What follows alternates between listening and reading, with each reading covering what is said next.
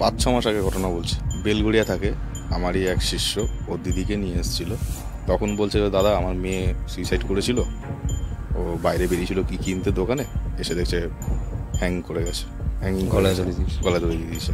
Actually তো আগে বলেছি, আত্মা যখন কোনো পেয়ে যায় জায়গা, সে সব কিছুই চায়, কারণ আত্মা তো মেন চায় আমি খাবার দাবার সব কিছু যাতে পাই, সুইসাইড করলে যে নিঃস্বটা হয়ে যায়। প্রায় আমার যোগ্যটা সিংকে প্রায় 40 জনের মতো লোক ছিল যাদের সঙ্গে ঘটনাটা ঘটেছে। অনেকে ভাবে যে এগুলো গল্প ভাবে অনেকে। তো আমি একটা মেয়েকে বলছি, এটা রবট দেখবি? বলে কি দাদা?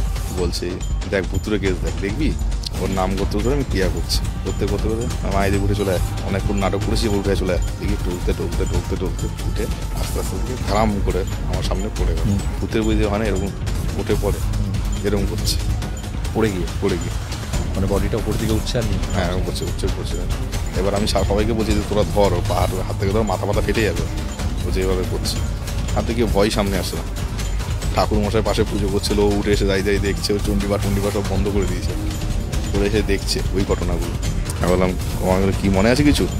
বলছে আমার কি হয়েছিল এতদিন। ও কিছু জানে না যে আমি কিছু করেছি ওপরে আদৌ।